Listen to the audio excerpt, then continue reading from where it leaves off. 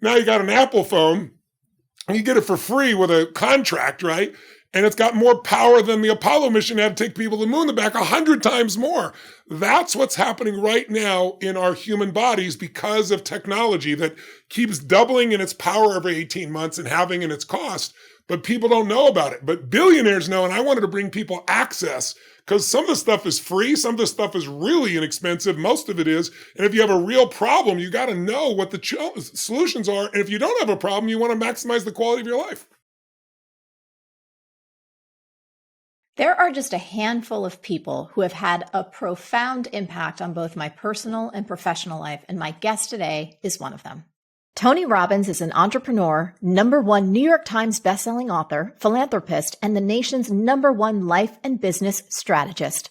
Over the past 4 decades, Tony has empowered more than 50 million people worldwide through his business and personal development coaching programs and events. His new book, Life Force, is available now. Tony Robbins, oh my goodness, I am so happy to see you. Thank you so much for making time. It's been too long, Marie. It's been way too long. I was thinking about it, and it was 2019, the last time I had some real Tony time together, and I'm going to make up for that this year. But I want to talk about, first of all, congratulations. This book, Life Force, we were just saying, the moment I knew that this was coming out and that we were going to have you back on the show, I told the team, I said, overnight me that book immediately, because it's not going to be a small book. And at 700 pages, I could not stop, Tony. I'm not kidding you. I read it I kept going and going and going. And this little highlighter is practically dead now because I used it so much. That's awesome. It's extraordinary. And I have to say this before we get into all of the content. You are one of the people in the world who, anytime I get to spend around your work, whether it's in person, as colleagues and friends, or, through the book, I find myself more me. And I just want to say thank you for continuing at this. You're such a legend, and you continue to up the game, and you continue to get even better and better. So thank you for putting in the heart and the soul and the time and the dedication to create something like this. And we're going to talk about. Thank you for the kind words. I really appreciate it. But that's the best compliment you give me, that you're more of you. I really love that. That's a great way to articulate it, because that's what it's all about, right? It's about maximizing who we really are, not becoming something we're not. That's right. And really tapping to our real abilities, whether it's be your finances, your body, your emotions, your relationship, or any part of your life that matters to you, the spiritual part of life, your career. So that's been my obsession for, as you know, for about 45 years. And, now we're focused on health. I've always been focused on it, but at a different level now, because there's some breakthroughs that are happening right now that people have to know about. Because if you're hearing in the COVID world, or you hear about standard of care, and there's so much obsession about COVID that we're missing what's actually happening right now. The same technology that's put, I had one of those original cell phones. That's how old I am. Motorola, it was like a foot long. It weighed 2 pounds. It cost $4,000. It'd be like $10,000 today's dollars. And you charged it for 6 hours so you could get 30 minutes of talk time. Now you got an Apple phone, and you get it for free with a contract, right? And it's got more power than the Apollo mission had to take people to the moon, the back 100 times more. That's what's happening right now in our human bodies because of technology that keeps doubling in its power every 18 months and halving in its cost. But people don't know about it. But billionaires know, and I wanted to bring people access, because some of the stuff is free. Some of the stuff is really inexpensive. Most of it is. And if you have a real problem, you got to know what the solutions are. And if you don't have a problem, you want to maximize the quality of your life. Well, totally. And I wanted to ask you, you've always been such an advocate for us living our lives at an extraordinary level. But what really inspired you to do this book now? What was that spark that made you say, we have to gather over, 100 of the leading researchers and scientists and people that are on the cutting edge and make this beautiful gift of art? Well, when 2008 happened, I've always been obsessed, right, with the answers. But when 2008 happened, I was just so upset by seeing people being taken advantage of financially. So I spent almost 10 years on finance, and how did I do it? Same way. I went to 50 of the smartest financial people on earth. People that started with nothing became billionaires: Ray Dalio, Carl Icahn, Warren Buffett. But I took the complex and made it simple enough that people could absolutely change their life. And that's why I wrote 2 #1 New York Times bestsellers. More importantly, people's lives changed. But, there's an old phrase that says, it's an Indian phrase that says, a person with health has 1,000,000 dreams. A person without it has 1. And I actually start the book with that, because if you don't take care of this area, nothing matters. So I'd like to go back a second just to give people a reference. because, I talk fast, I'm passionate, I'm intense, and some people think like I'm indestructible or something, and it's far from it. My journey around health started early on. Really, I was literally 19 years old. When I was 16, I started doing what I'm doing. At 17, it became my full-time focus, literally, that's my work. And, in 2 or 3 years, I found myself working with Olympic athletes, and I developed skills, and I was able to help people. And as a result, I grew very rapidly in quote unquote success or being well known. And I was very grateful, and I worked 20-hour days, but some part of my brain, the survival part of our brain, the fight or flight part, I didn't know how to manage that well. And I just started getting this belief or this obsession that maybe I had this success early on because I'm going to die young. And it went beyond just thinking the thought. And it wasn't like an easy thing, like I'm going to get hit by a car and die. No, I was going to die slowly of cancer.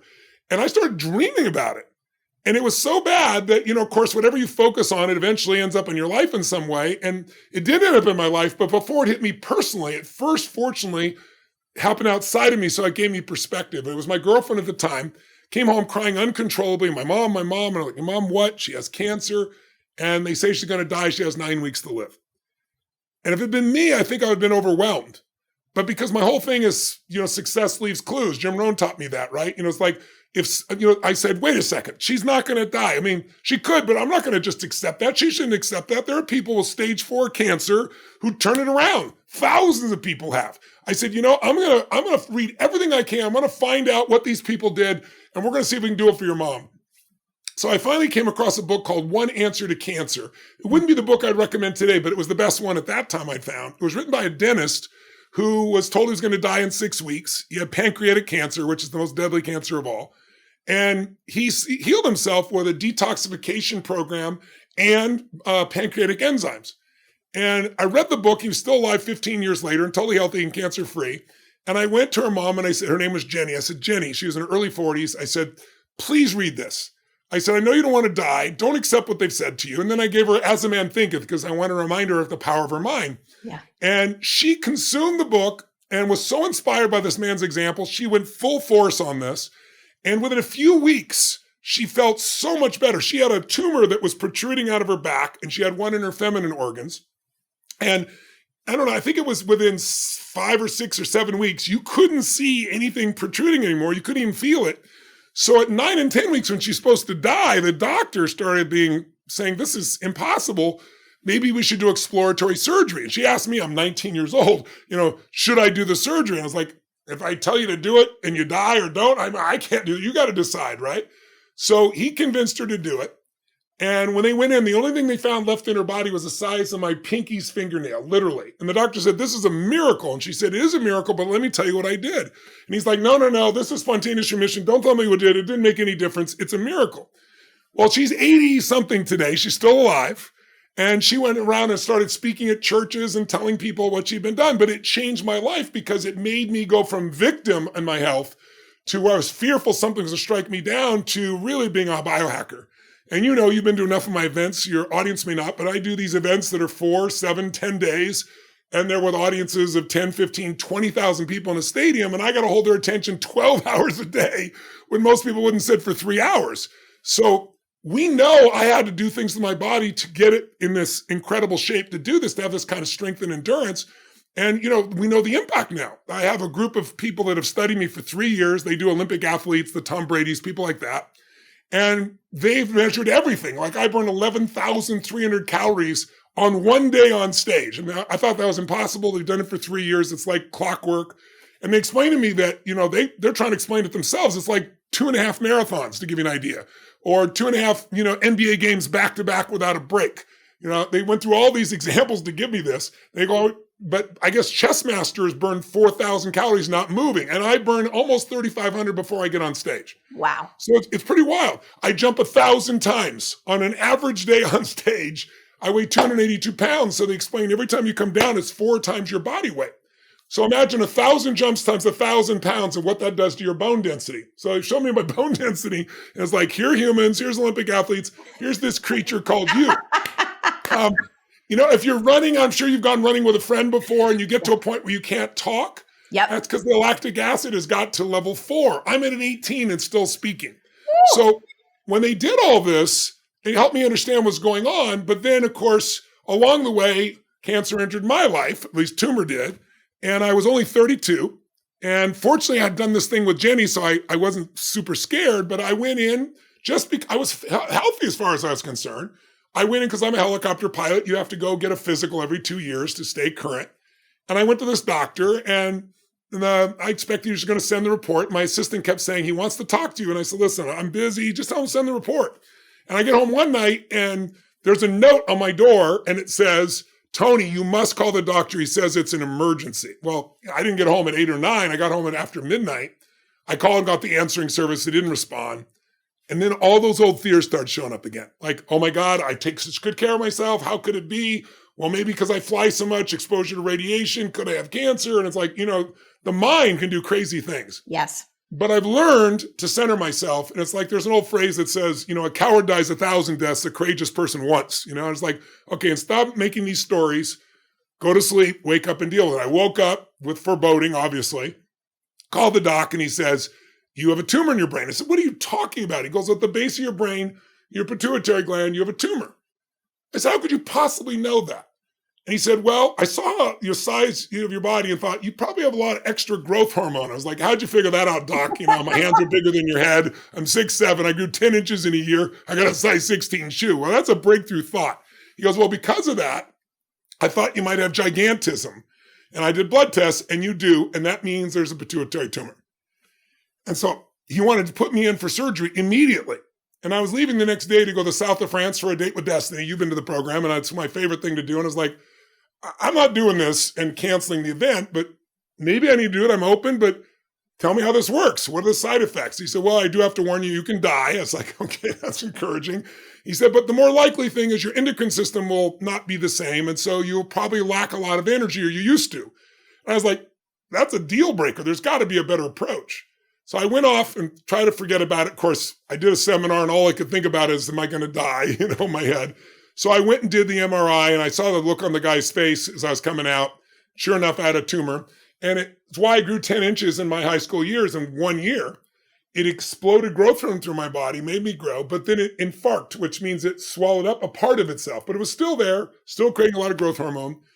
And so I thought, I need another opinion. And by the way, for people listening, it's really important to know, the Mayo Clinic even now tells people you got to get a second opinion, even from their doctors. And the reason is they did a study in 2017. There have been many studies like this, but their study is really amazing. They found that only 12% of the time, the first diagnosis is the same as the second one. Oof. That means 88% of the time it's different. And they found if you got multiple people evaluating, you usually refined the diagnosis and got a better outcome. So they recommend it. So just because of Jenny, the woman I told you about, I already knew we needed a second opinion. So I said, okay, he wants to cut me. Let's go to a guy that's more biochemically driven. So I saw this doctor in Boston who was considered the best in the world, completely different bedside manner, super loving man. Said, Tony, listen, you really do have it. It's really there, but you should not do the surgery. He said, Tony, that you could die. And he went through the whole thing. He goes, that's cutting. You don't want to do that. He goes, I can send you a place in Switzerland where they can give you a single injection every 6 months, just twice a year. And it'll keep your arteries from expanding. And that's what makes you die when you have gigantism. They get too big and you have a heart attack. And I said, well, but my arteries are normal size, aren't they? And he said, yeah. And I said, I have no side effects I can see. And he goes, that's right. I said, then why would I do this? He goes, so you can be certain that you're not going to die. And I said, well, what if I'm already certain? I said, what if there's side effects to the drug? He goes, well, I don't think there are. And, they're using it in Switzerland. And I said, well, doc, what if I did nothing? But I wasn't stupid. I'm not ignoring. But if I'm healthy, what if I just measured every year or 2 years? He goes, well, you could do that, but I wouldn't recommend it. I said, well, the other wants to cut me. He started laughing. He goes, the baker wants to bake. The surgeon wants to cut. I want to drug you. He goes, that's how it works. He was the nicest man in the world. So he said, if you really want to do that, go for it. And by the way, thank God I didn't do it because he was a good man. But the drug never got imported in the U.S. because the FDA investigated and it caused cancer. Wow. So I went to 6 more doctors. The last doctor says to me, Tony, you have a huge amount of growth hormone. The tumor's there, obviously. But he said, your recovery from like the equivalent of 2 marathons a few days later is insane. I think it's that growth hormone that's allowing you to recover. And he said, plus, he goes, I know bodybuilders that spend $1,200 a month to get what you're getting for free. So he encouraged me to just do what I want to do, which was measure. I was 32 at the time. I'll be 62 in a couple of weeks. And in those 30 years, there's been no challenge. And I've not lived in fear because I got the certainty within myself. And so I tell you the story, and your listeners and viewers especially, because I'm not saying you shouldn't listen to your doctor. You should, but you need to get more than one opinion, because doctors today have an unbelievable challenge that no one talks about. And they're the best people. They work the hardest. They'll devote their lives. They often give up their own health to take care of other people. I don't know better people than doctors. So I want you to know where I stand on doctors. This whole book is 150 doctors, scientists, the best in the world, but they're the best in regenerative medicine. That's the difference, not just an average person. And the problem we have is today that the average half-life of a medical education, according to Harvard, a study done in 2017 also, found this. The half-life is 18 to 24 months, meaning within 18 to 24 months, half of what they learned is out of date. Wow. And they said by now, 2022, it would be 73 days. So let's give it the old version, say 18 to 24 months. So how does the doctor know what to do? The pharmaceutical salesman. That's how they get educated. That's how the opioid crisis happened. Can you imagine being a doctor, loving your patients, wanting to help them, and you're told this is the best drug and it's not addictive, and you get them addicted or they end up dying? Poor doctors, because they don't have the time. The best way I describe a doctor to people is, imagine someone who cares so much, they're walking along, a riverbed, and they hear someone screaming, drowning. They don't care about themselves. They jump straight in. They go save the person's life at their own risk, bring them out, give them mouth to mouth, save their life. But the minute they save them, 2 more screams. They go out, save the first person, save the second person. They're exhausted. As soon as they save 2, 4 more screams. They don't have time to go upstream and see who's throwing them in. This book is going upstream with the doctors who have time to show you what's throwing you in and how to shift that. So that lesson changed me, and then it set me up for why I'm writing the book right now, which was 4 years ago. I was being an idiot, pretending I was 14 years old, going down the side of a mountain, snowboarding against a kid that was like nearly a pro, and I couldn't do things he was doing quite clearly, and I had a wreck. I thought I broke my neck. The pain was unbelievable. I ripped my rotator cuffs, and the pain, I've lived with pain, but on the 0 to 10, it was a 9-9. And I couldn't sleep. I slept like an hour and 15 minutes in one night, kept looking for answers. Finally, I found doctors. One doctor, a couple nights in, taught me about something called PEMF. It's in the book, Pulse Electronic Magnetic Frequency. There's like 3,000 studies. It can help you regrow your bones in about half the time if you break a bone. It helps with nerves. It helps with pain. It's a device. It's like you can recharge your body with. I still use it to this day. I don't need it, but it's a phenomenal tool to have. And that took my pain from 9-9 to 5. And then I'm going to see these docs, and they're all going surgery, surgery, surgery. And I'm saying, well, tell me how that works. Is it guaranteed to work? Well, no. You might not be able to lift your shoulder, above this level. And I'm like, oh, this is my life, is doing this, right? And then they're saying, well, it could tear again, even if you do it. And it's 4 to 6 months of rehab. Well, I can't go with one arm doing seminars for 4 to 6 months. I was like, there's got to be a better solution. So I went to Dr. Peter Diamandis, who's my dear friend and partner. And, he's a rocket scientist, but he's also an MD for Harvard. And I said, Peter, I've heard about stem cells being miraculous, and I've heard other people say they're all BS. What's the goal? He goes, Tony, the best person to ask is Dr. Bob Harari. And I met Bob once before. He's a neurosurgeon, one of the best in the world. But I said, Bob, stem cells? He goes, yeah, Tony, he did the original studies 38 years ago that made him find stem cells. He took old rats, put young rats' blood in them, and they got black hair again, strong muscle. They literally became younger. And the old rats got the old blood, and they got older. And so that started this thing you heard about in Silicon Valley of people wanting young blood like vampires. But what they discovered was stem cells. So I go see Bob, and Bob said, look, you don't want to do them here right now in the U.S. because you don't want your own cells, because after 40, they drop off the cliff. Mm-hmm. So if it was for an elbow or a knee, that might work. But for your whole shoulder, and then one of the doctors, I left this out, the worst one, nice man, but he looks at me and says, Tony, you're a good human being. You've done a lot of work for me. I didn't know. You just read my books and stuff. He goes, you're a good person, but I have to shoot you the truth. He shows me my spine and he says, life as you know it is over. I said, what? He said, let me show you your spine. One good hit from a snowboard, one good hit from jumping around on stage. He goes, and you won't be able to walk. I said, are you serious? And if somebody punches you in the gut and you're prepared for it, no problem. But I got to tell you, it took me out for a little bit. And then when I recovered mentally, I was like, this is bullshit. I'm not going to accept this. I'm not going to accept that my life is over. So that's where I went and I talked to Bob. He said, listen, you need fresh stem cells. You need 4-day-old stem cells that have the force of life force in them. And I said, I don't want to do fetal tissue. He goes, no, you don't need to do that. He goes, when babies are born, the most powerful force is the placenta and the cord. And now a lot of people save them, but most still don't. You need to go to this place and do it. So I go to this place and the doctors give me an IV and a couple shots. First day I felt tired. Second day, it was miraculous. I woke up from sleep, no pain in my shoulder, an MRI, a month later, there's nothing wrong with it, but also no pain in my spine for the first time in 14 years, no spinal stenosis impact. And it's like, it turned me into an evangelist. Then I want to know everything about stem cells. And then I learned it's not just stem cells. There's this regenerative medicine, miracle, this movement that's happening. And we're at the base of this explosion that a lot of doctors don't know about. Most of the doctors, when they said stem cells, they poo-pooed them. Oh, it's not going to work. Bob's thing was the right ones can work.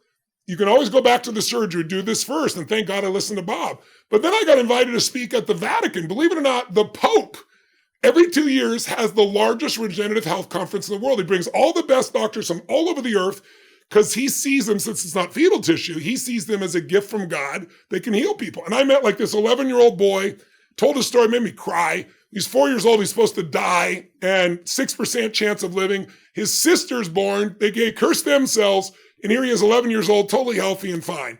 I met people that were sent home to die or sent to hospice who then went and got CAR T cells from Dr. June, one of the breakthrough doctors that was there. And by the way, about 4 days ago, there was an article that's in Nature saying CAR T cells, now they call it a cure. They never call anything a cure in cancer, but it's for like leukemia. And the people 10 years ago that got these still have these CAR T cells destroying cancer in their body without them having to do anything 10 years later. So I met these people. I met Jack Nicklaus there, the greatest golfer of all time. And he talked about he had so much pain he couldn't stand for 10 minutes at a time, couldn't play tennis or golf or anything he loved. The doctors told him to get spinal fusion, which doesn't even work half the time. I put the studies in there so people know, like 26% of the time people make it back to work. Those that don't have the spinal fusion, 76% can make it back to work. But thank God he didn't do that. He did stem cells, and now he's 82 playing golf and tennis again. So I was like, I got to get the world to know this. This is my next book. And so for 3 years, I've interviewed 150 plus of these Nobel laureates, these scientists, these best doctors in the world at what they do. And what they all have in common, and I'll shut up, I know I've been talking for a while, I'm so passionate, but what they all have in common is they're heroes. Almost every one of them, when you read their stories, it's so inspiring. They lost a wife, they lost a husband, they lost a daughter, they lost a best friend, and it moved them to not accept the standard of care and spend 10 or 20 years to be where we are today, where they have these breakthroughs. So that's what the book is really all about. I love all of what you shared. And one of the things that was so inspiring to me, and it's true of you as a human, it's true of everyone that's in the book as well, is this decision inside to say, hey, I have intuition. Not one person out there has a monopoly on medical wisdom. 2, I'm not going to accept what one other person tells me. And I'm going to challenge the system. I'm going to ask more questions. I'm going to go out there and see who else is finding different solutions that no one's thought of before. And one of the most, the book is so chock full, again, 700 pages, brilliant. I think one of the things that really caught my eye was this hard look at aging itself. Yes. You were telling the story about, of course, the metaphor of doctors going, oh my God, someone's drowning. I'm going to pull this one out. And then there's 2 more and 2 more. And it feels like aging could be the root cause of so many other diseases. And it feels like as a society, we've been conditioned to think it's inevitable. And I loved reading about David Sinclair, one of Harvard's leading longevity experts, and his information theory of aging. And also the fact that he's 20 years younger than his chronological age. So we can go wherever you want with this one, but it was just so mind-blowing because it felt from an efficiency, effective perspective. It's like, oh, if we go up there and tackle that upstream, all of these other things, Alzheimer's and cancers and, everything, we can start to solve this at the root cause. Well, David is a total genius, and he's building on many other geniuses' work, but he's a good friend now. And I got a chance to meet him because I was writing this book and we became such dear friends, but he is truly brilliant. As you said, he's 53 chronologically, but he's 33 in terms of his biochemistry. Not everybody ages at the same pace. And he has these 4 tools that he uses, and I've been using them for like 7 or 8 months. I'm, again, 62, but I'm 51 in my chronology, and I haven't been doing as long as he has, as well as some of these new tools. So my goal is to see if I can get it into, early 40s while I'm in my mid 60s. Yep. But the bottom line is, when you think about like something like, you think, what would cause you to have more likelihood to get cancer? Eating greasy foods constantly, smoking cigarettes, and smoking cigarettes, I don't remember the exact number I have in the book, so I'm making it up, but it's like gives you like 4 times more likely to have like lung cancer. But what's more likely to give you cancer 500 times more is aging. Like you fix one thing, another thing breaks down. And think of aging kind of like this. Think of it as like, you're young and you have this beautiful home. So you got a mansion and you're lucky enough to have a bunch of people that take care of it and they're all young. And so something breaks down, it gets fixed. Everything always looks new. But as time goes by, the staff gets older, your resources get less, and all of a sudden now things break down, they don't get fixed. Well, that process has a lot to do with the loss of stem cells and a loss of, I'm going to give you a technical term so your audience doesn't have to memorize this, but I want to give you 3 words that might be worth knowing. First of all, most people have heard of their genome or their DNA. That's the plan for your body. You've got these letters from your father and your mother, billions of letters. I think it's 3.2 billion if I remember of each. And it's kind of the plan of what you're going to become, supposedly. But in reality, your DNA is not your destiny. Because what really matters is the epigenome. Epi means above. What's above your plan, think of it as like your DNA, your genome is like a piano. The piano player is who makes the music. That's the epigenome. It turns on or off different genes that are going on. So you can have the same DNA, have a totally different life. And the epigenome is affected by diet, exercise, obesity, sleep, radiation, all these other elements that affect it. So now I'm going to teach you 3 things real quick if you want to listen. You don't have to remember these words, but there's something that makes everything work. It's the basis of it that they found. And it's called these 7 master genes called sirtuins. You don't have to remember it, but just think of 7 master genes, and they do 2 giant tasks that are very different. And they have to divide their energy amongst these tasks. And when you're young, they can do both really well. As you get older, you lose the basis of fuel for these sirtuins, which I'll explain in a moment. And so everything starts to break down, like the mansion I gave you. So here's what they do. Those 7 sirtuins, these master genes, turn on and turn off various genes. Turn on the wrong genes in the wrong place at the wrong time, and you're going to age or you're going to have illness. Turn on the right ones, and you're going to heal. When you're young, it turns on the right ones because there's plenty of sirtuins, and there's a fuel for them called NAD+. Some people have heard of it already. Okay? So enough NAD+, it's there. But when you turn 50, NAD+ drops by more than 50%, and your stem cells have already dropped off. And what do these sirtuins do if they have enough NAD+? They turn on and off the different genes. But most importantly also, they reduce inflammation, which is the basis of most breakdown and disease. And here's the most important thing. They fuel your mitochondria, which are the energy packs in every cell in your body. If they make something called ATP, which is the battery storage. And if you've ever heard about somebody taking cyanide or being given cyanide and they die in 30 seconds, it's because it stops the oxygen flow. And without oxygen, you can't build ATP, you can't build any energy, and all the cells just die. It's that fast. So it has a pretty important task on those 3 things alone. Then it has a separate task. These sirtuins, these master genes, go and clean up your DNA because as you age, what happens is these clear signals from all these clear cells start to break down from radiation, from metal toxicity, from chemicals you've taken in, from bad lifestyle. And so what happens now is your DNA, if you're 20, is going to be in a different shape than if you're 60, just from accumulation. So those sirtuins, when they're highly fueled, go in and they clean up your DNA, which is critical. So just think about it. Right when you need it most, when you're turning 50ish, what happens? You've already lost a bunch of your stem cells that are the regenerative cells of your body. And now the driving force for your genome and for your fuel has been cut in half. And so now it's to decide, is it going to focus on your DNA cleanup or giving you enough energy to live? In fact, COVID goes in and it starts to take some of that energy from the mitochondria in your body, from this energy source. And that's why people are so fatigued. So here's what's interesting. So you need serotins to be strong. They need a fuel source, NAD+. Many people have heard about it, but it's a certain molecule. But for NAD to get in the cells, it needs a precursor. And one last term, NMN, never, mother, never, right? And that is the secret, and you have plenty of it initially, but like everything else, it drops off. So it's a natural ingredient in your body. It can be supplemented. That's the great news. You go, oh my God, this sounds like bad news. Aging's forever. No, it can be supplemented, and David does it. But you got to be so careful because our company went out, we looked at, our labs went to took six products. They were NMN products. They sell from $30 a month to $120 a month. Didn't matter the price. None of them had any NMN in it. Zero. So I went to the lab guys. They're like, are these people all thieves? Most of it comes from China.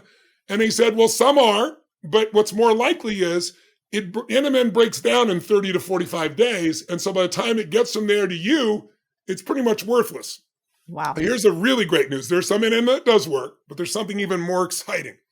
So David, he gave this NMN to his father, who's in his 80s, who hadn't walked or worked out or anything else. Now, I think he walks 2 miles a day. I put it in the book, and he outlifts David in the gym. I mean, it's like he's like a whole new person. His cognitive capacity has come back because the brain needs energy. Some of the largest amount of energy is the brain. But there's a company called Metro Biotech, and I put it in the book. So it's in the book. You don't have to memorize all this. Just understand for a second. The problem with NMN is the breakdown. This group of doctors created a crystallized form of NMN that doesn't break down. And here's what's interesting. It's not available yet. It'll be available in 18 to 24 months. You can still use good NMN now, but here's what's coming. This has been used on top secret use for the special forces for the last 2 years. And it got revealed, in fact, a week ago, it was in the Daily Mail. And about a month and a half ago, it was revealed in Boston in the newspaper there because the commander got so excited with the results, they blew some of the beans out, so to speak.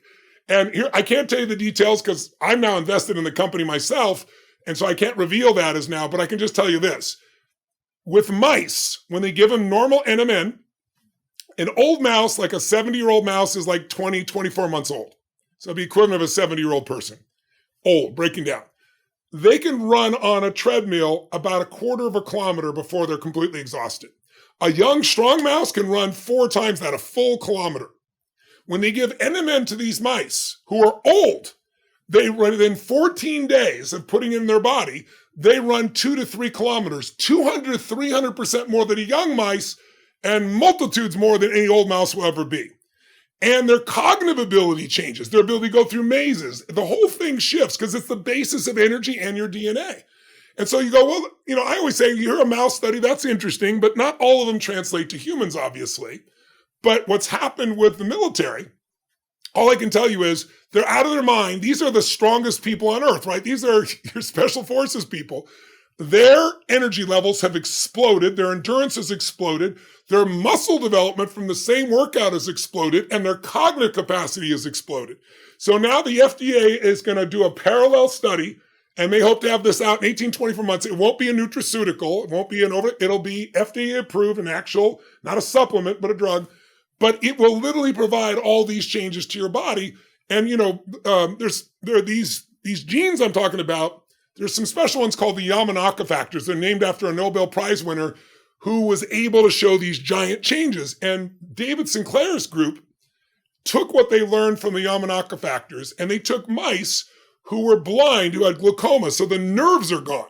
You can't grow back nerves in the eyes. It's never happened in history. And by giving them this basis of NMN and cleaning up their DNA, they literally got younger and regrew the neurons so they can see. And now they're using gene therapy. There's a kid I wrote about him in the book that was on America's Got Talent, who can now see again with gene therapy. I mean, we are living again in the most incredible time to be alive. But that's literally their hope is not just to stop aging. Their belief is they can start to reverse aging. And thus far, it appears that this is going to work. But we'll know more over the next 24 to 36 months. I try to tell people the next 24 to 36 months, say the next 5 years, there'll be more changes in your health because of the way technology doubles in power and halves in cost than the last 200 years combined. It's miraculous. And y'all, if that wasn't enough to go get your hands on this book for everyone in your family, I don't know what is.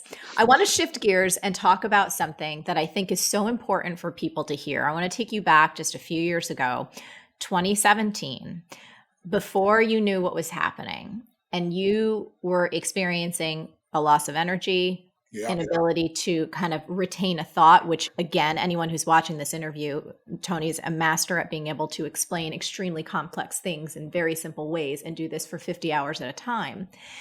I'm so curious, Tony, because I know a little bit about the story, but I often get messages. Marie, you always seem so happy. It seems like everything is great. How do people like you or Oprah or Tony Robbins, do you ever have down times and do you ever have down days? And obviously I would never answer for anyone else besides myself, but I'm wondering if you can speak to what that personal experience was of having those 2 years before you understood what was happening. And then I think we can talk about the importance of diagnostics. Well, let me tell people what that came from, because it's part of the diagnostics. And, I was the kind of person who's like, I don't need to go do all that stuff. Again, physical coughing, looking at my throat, stuff that was done 80 years ago. I wouldn't use a phone from 10 years ago. Why am I going to do that? But I've learned the power of today's diagnostics. And one thing I didn't know about was I've been obsessed with high energy. So my meals were really consistent. I was a vegan for 12 years. And then I just, when you're vegan, you start eating pasta and things. There's not a lot of choices. And I was kind of wilting away. So I needed more protein. So I decided to eat fish. And I was disciplined. Salad and fish every day, multiple meals. That's all I have. Big salad, small amount of fish. But I would have tuna or I would have swordfish as my favorites. And what I didn't know is they live 75 years. They eat all the smaller fish. They absorb all their mercury. And mercury is devastating to the body. And so I found myself being on stage. And you know me, I don't have any notes. I'm up there 12 hours at a time and changing what I'm doing on the fly, feeling people, seeing what's needed, right? That's my skill set. Yep. And all of a sudden I'd be on stage and I'd be like, why am I telling this story? Or where was I going after this? I'd never had that in my life. And I was only at the time 53 years old. So it's like, it couldn't be dementia. I mean, this is insane. And then my energy, but I didn't make the two connections because I was exhausted, but I was doing, every year I do, 15 countries, 10 to 12 countries minimum. Some of them 2 and 3 times, like Australia. I do 125 cities. I mean, literally every 2 or 3 days, I'm going to train a plane, a helicopter. Billy, you'd be traveling with me all over the world. It was a completely different experience. And so I thought, well, I'm just exhausted because I'm working hard. But what happens is mercury destroys the ATP in your body, again, the source of energy. So I'm exhausted. My mind's not working. I didn't even tell my wife. I didn't want to scare anybody, but it scared the hell out of me. Now I'm so good at what I do that no one knew. Like I could pick it up in my head and boom, run with something and make it work. But finally, it got so bad. I did a seminar in London. I flew home and I didn't understand what was going on with my body. I thought I'd just been given some peppers or something out this burning. And I walked into the jacuzzi and got out and collapsed. Literally everything spun. And it turned out that I had mercury poisoning and it burned a hole in my esophagus. And I lost 1/3 of my blood supply like that. And of course, I fought going to the hospital, and my dear friend Billy, who's here around the corner here listening in, who you know really well, my trainer and my dearest friend, Billy's like, you got to go to the hospital. And so I went down. I was like, no, we'll figure out what this is. I don't want to overreact, right? And then it happened again. So we went to the hospital. We found out what was going on. And I made it through that only to, go do Date with Destiny in Australia. And on the 3rd night, I'm in the hospital again. And, they told me like, okay, you're going to be here for the next 4 days. I said, no, I'm in the middle of a seminar. It's like, I got to, he goes, Tony, you can't walk, you can't jump. I said, give me a wheelchair. And I literally finished the seminar in a wheelchair. So that's how bad it was. And so now I've recovered from it, but I found out on a 0 to 5 scale where 5 is super toxic, I was 123. It was so bad that the local health department here in Florida came and interviewed all my staff because they thought maybe my wife was trying to kill me because I have a large life insurance policy. And of course that wasn't true. And they can find the source of it, and it was the fish. So one of the things I tell everybody, it's inexpensive. You need to do a blood test. If you're feeling brain fog, if you're feeling exhausted, if you're feeling tired, what you're calling aging is often metals. And there are many metals you can have. About at least 1 in 3 of my friends that go get tested, they have aluminum, which is affecting them, or they have mercury, or they have cadmium. And you want to catch it when it's little. I didn't catch it when it's little. It accumulated at such a high level. And it took me 3, 4, 5, 6 years, I guess almost 6 years, I got it down on a 0-5 scale to like 8.5, but it flared up again just recently and had an impact on me, nothing like before. So I'm still detoxing it. That's how you don't want to, mine was the most extreme. It's the most they'd ever measured. And I don't methylate, which made it more difficult. But the point is you want to do a test. And I want to mention 3 other quick tests, if I may, because when I wrote to write this book, I really want to serve people. And I have my own ideas of what served them, but I went and did a bunch of surveys. People in their 20s, 30s, 40s, 50s, and 60s. What I couldn't believe was how many people, the majority of people in the 30s are worried about cancer or even Alzheimer's because they've had a parent or a grandparent who's had it, right? And it's cancer is so scary and Alzheimer takes away your identity. You know, my father died of Alzheimer's. He didn't know who I was at the end. It's pretty horrific. So I did a diagnostics chapter because, as I said, today, if you go to the right place and know what you're doing, you can find out things before they're ever a challenge. So let's start with cancer, right? With cancer, you know, the National Cancer Society did a study of 100,000 people, and they came out with this fundamental statistic. People die of cancer because they catch it too late. If you catch it stage 3, stage 4, they say overall you have an 80% chance of dying. Now, my view is you got a 20% chance of living. Let's focus on that, but it's much harder. If you catch it at stage 1 or 2, you have between an 80 and a 99.9% chance of curing it or getting rid of it. And sometimes it can be an outpatient approach. So, you know, there's, you know, in the past, we've had MRIs that can go through your body and look for solid tumors. But the reason that people get in trouble is, you know, we have mammograms for women, you know, we have colonoscopies, we have these various tests that we can do. And a lot of people do them. But the ones that get us are the ones that we have no tests for, so we only find them when the symptoms are so bad. But that's changed. So the whole book is filled with these stories that'll make you cry or laugh. I mean, there's just these beautiful people, these doctors, these scientists, again, who've spent 10 or 20 years of life because they lost someone and created these breakthroughs. And one of them is a new test called the Grail Test. It's a gentleman who was with Google, brilliant man, lost his wife to cancer, went through 2 years of agony, and then created these breakthroughs where they can give you a single blood test and they can find 50 cancers before you even have the symptoms, which is incredible. We have a group of centers called Fountain Life across the United States, and we're opening one in Abu Dhabi. And so, you know, I get to see the results of these types of tests. So we had a guy just recently that was brought in. His wife pushed him to be tested. When I went out in my physical, and they even did his, you know, urinalysis and so forth. And he's like, I'm totally fine. But his wife harassed him enough. He came in for the test. Sure enough, we do the test on cancer. He has bladder cancer. Didn't show up on urinalysis because it was so small. But here's what's cool. A 20-minute procedure, and he was out, and he's done, and he doesn't have cancer, right? So I used to be like, don't tell me, I'll do this when I die. Now I'm like, no, give me the data so I can solve this thing before it's big. Another one is this CCTA test, right? This heart test. So again, you know, today, if you want to know the number one killer of men and women is heart disease. And what do? Maybe you go get a CT scan. Most people don't even do that. And the CT scan is looking to see, hey, how much calcium buildup, or what's the buildup inside your arteries and veins to try and prevent a heart attack. But it's really hard to read. It's very gray. If you've ever seen one, doctors can misinterpret it easily. A lot of people end up with surgeries they don't need. There's all kinds of challenges with it, but it's the best we've had. My partners at Fountain Life called me about, maybe 6 months ago. And they said to me, Tony, listen to me. There has been a breakthrough in cardiology. And the doctors tell me this is Dr. Cap. He built 12 hospitals.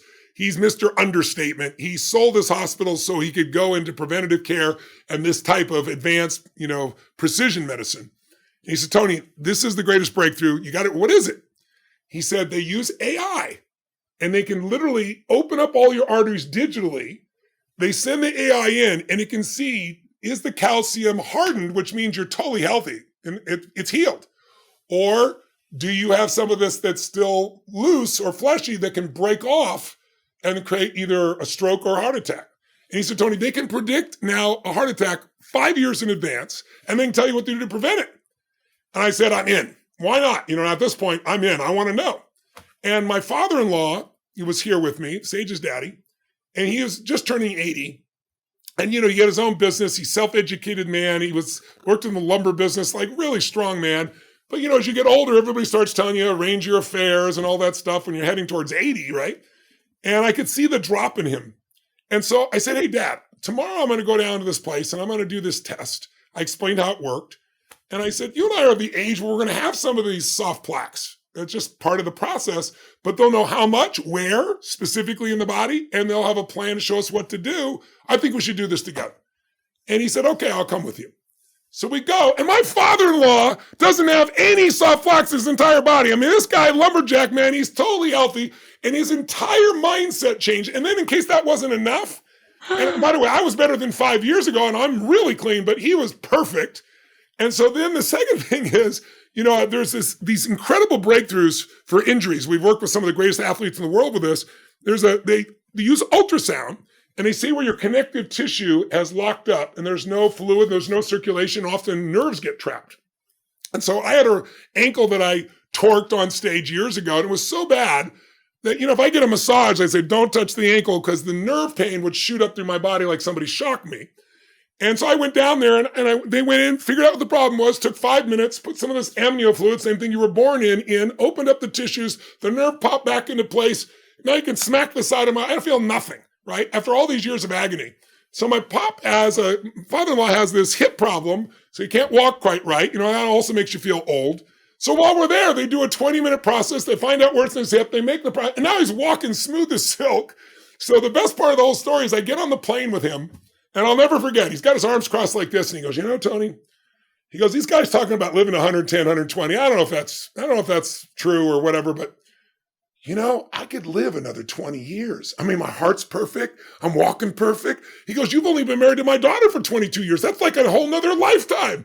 And it's like his entire psychology changed. So you want to know, and these kinds of tests are so easy to do.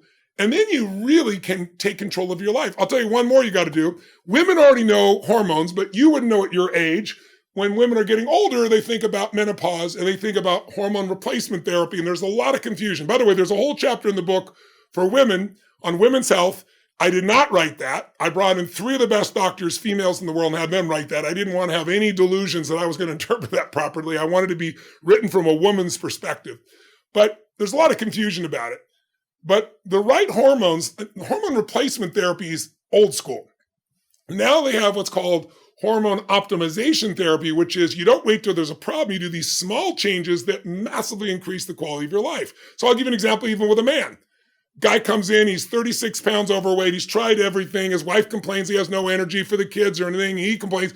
And we go in and he said, well, I've already done my blood tests, and I've done my hormones, and we retest him. And his hormones, I think, were 225 or 210 or something. Well, doctors will often not tell you need anything until you're like 150 when you got a real problem. He's already got problems in the quality of his life. Most men don't feel good unless they're at 700, 800, 900 in their testosterone. So they changed his testosterone. He lost 36 pounds. He got a new life. Feels like he's 10 or 15 years younger. So people need to also test their hormones. And so you want to do that, especially when you're 35, 40, and certainly beyond 40, it's something you want to know because it can so change the quality of your life. So today we're in a revolution of diagnostics that can give you answers that we've never had before and help you. You want to catch the monster when it's little. You don't want to wait till it's Godzilla eating your life, then eating the whole city. One thing that I thought was so fascinating, we could go on forever about all the different places we can go in this book, but near the end, I found it striking when you and Peter were in the Vatican and you're talking and you're amongst all these researchers and all people whose entire livelihoods and missions are invested in longevity. And I think it was Peter who asked people, how many folks in this audience would be interested if it was possible to live to 120? And that 2/3 of the audience had no desire. Did not raise their hands. Peter was crestfallen. I was there, and I was like, Peter, I could have told you that in advance. People don't want to live old because their idea of old is drooling. I have no memories. I have no physical well-being. I don't look good. I don't feel good. So you asked the wrong question. The oldest humans have lived to 120, so it's more than possible. But I said, you got to talk about quality of life. That's why I talk about health span versus lifespan. It's like, I want to live the longest life possible, as vibrant, as healthy as humanly possible. And that's what this book is full of. But yeah, most people's idea of living longer is no quality of life. And if that's what it was, I wouldn't want it either. I understand that completely. Yeah. And I love that where we get to is really about the power of our mindset. And so I'm wondering, again, there are so many different things that we can explore, that we can understand, that we can go research, that we can try, that we can implement, that are in this book, and how critical it is to understand the power of our minds as it relates to our health. So I'm wondering if you can speak a little bit on that. Sure. I tell people, if you pick up this book and you feel like you're intimidated, most people think they're going to be intimidated like you. They read it from cover to cover. But I divide into 5 sections. And the first section will give you some of the orientation, show you why we age and what to change, stem cells, things of that nature. Then the second section is these heroes who have these tools like these gene editing tools, and like these people that got Parkinson's where they can cure it in less than an hour and people are walking free, So you walk through those. Then the next are all the simple things you can do, like sleep. And, my whole thing's I'll sleep when I die. And then I found out the truth about sleep. Here's the things you can do with your diet that radically, it costs you nothing, take nothing. Then the fourth section is the 6 big killers: cancer, heart disease, Alzheimer's, etc. And I share the breakthroughs. But the last section is just 2 chapters. And it's really about the mind, because if you do everything great with your body, but you don't manage your mind and your emotions, you're not going to have a great quality of life. And so I start with placebos. And so everybody's heard of placebos, but they're only recent. They came from World War II, where they were discovered because a doctor was there and they ran out of morphine. And if you don't have the morphine, the pain levels goes through the roof, but also people go into shock and die. And the person who discovered it was actually a nurse. She didn't tell the doctor. She just said, "Doc, here's some morphine." And she gave him saline to inject. So he believed it was morphine. The people saw him. He said, "In a few seconds, the pain will be gone," right? Pain disappeared in the people. They didn't go into shock. They lived. And then he learned it was saline solution. And so when he went back after World War II to Harvard, he decided to start studying this. And he became the father, basically, of the types of studies we do today, where we compare a drug, obviously, to an inert substance, a placebo. But what no one talks about is a lot of times placebos are more effective than drugs, but no one talks about it because you don't make billions of dollars by telling people to take a placebo, right? But here's what's interesting about placebos. First of all, they've even given people drugs that say placebo and it still works if the person has so much certainty when they give it to them. But the bigger the intervention, the more your brain believes and the more rapidly you heal. So if they give you a small pill versus a bigger pill, they can measure the difference. If they give you an injection, the results go through the roof. They even do fake surgeries. The Veterans Administration took people doing arthroscopic surgery on their knees and decided to do an experiment where 1/3 of the people, they gave a placebo surgery, meaning they just cut them and sewed their knee up, didn't do anything to their knee. And a year later, when they went back and evaluated who was out of pain, the ratio, I got in the book, I can't remember the exact percentage, but it was so overwhelming. The people that did nothing but thought they had a surgery, no pain, most mobility, most everything, compared to the people with surgery. So they no longer fund that surgery. That's how powerful it is. But it's even more than placebos. Harvard's done studies where they give you a barbiturate, not a placebo, a drug that will slow your butt down. And they tell you it's an amphetamine that's going to speed you up, and your body speeds up in spite of the drug. It overcomes the drug, and vice versa. Dr. Ellen Langer is a friend of mine from Harvard. She's one of the first people who came up with a mindfulness approach. And she's taken people and shown how they heal based on expectations. She's got so many studies, but one of the cool ones is she took these people in their 70s to the Adirondacks and had this facility revamped so that everything was from 35 years ago. And they had TV shows on videotape, but it was from then. The radio show was from then. And she told everybody there to talk in first person as if it was that year, 35 years earlier. I think there were, if I remember right, 10 days or 2 weeks, whatever it was, it's in the book. But what was amazing was, not only did they have no aches and pains and so forth that's happening, but when they came out, their eyesight was measurably better.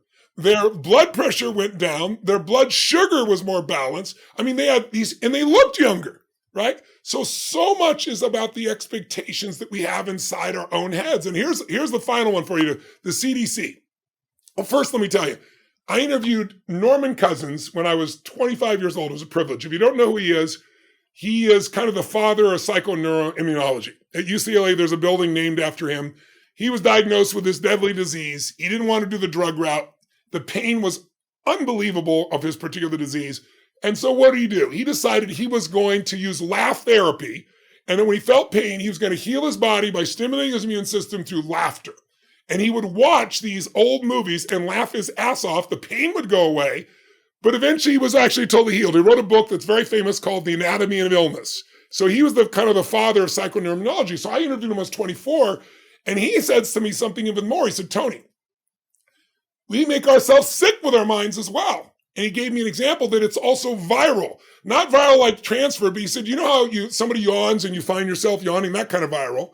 Or someone laughs and it's not that funny, but you find yourself laughing because they're having such a good time.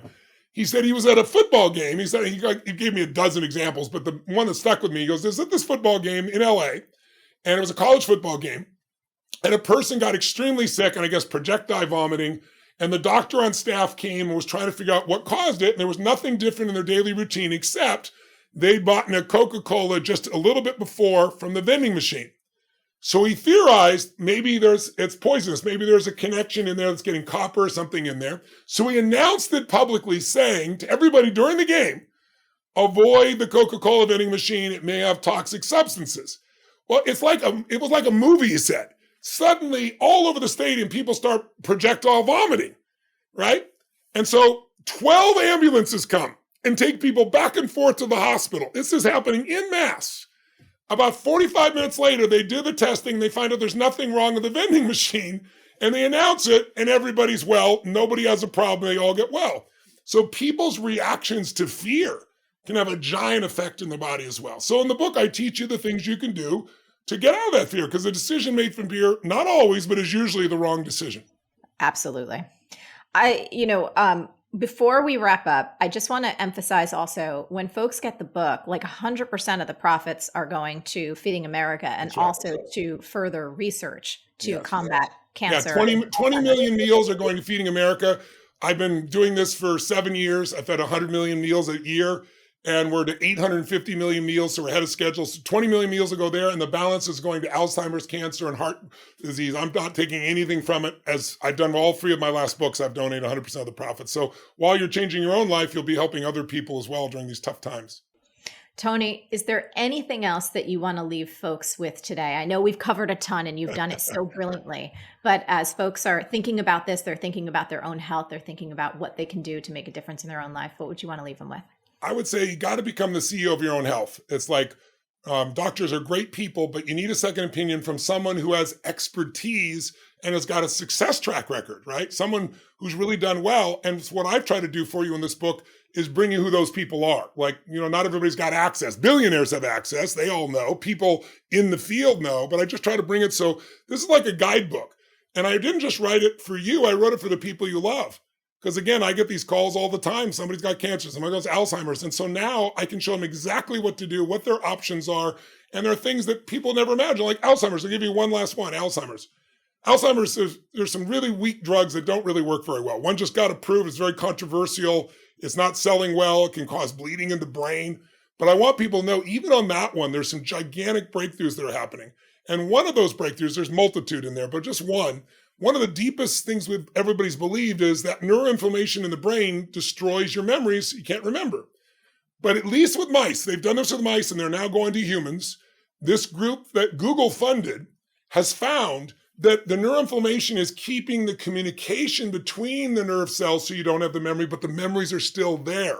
And they're taking these mice and restoring their memories. And they're able to go through mazes and so forth like they were 20 years younger. There's a neural racer, it's called. It's a game. It's played on an iPad that you can take an elderly person with, and after 14 sessions, they can multitask as well as a 20-year-old. So I just want you to know, whatever you think is impossible, there are solutions that are either here or coming in the near future. So take care of yourself now so you have time to catch up with the things that are coming. But there's so many available right now that you just probably don't know about. I try to put them in one book for you to help you change your life. Tony, thank you so much for being you.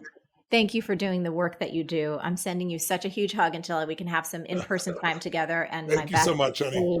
And your new daughter as well. Yes, and I can't wait for everyone to get their hands on Life Force. Get a copy for you and everyone you love. Tony, love you. Thank you so much. Thank you for having me on. Take good care.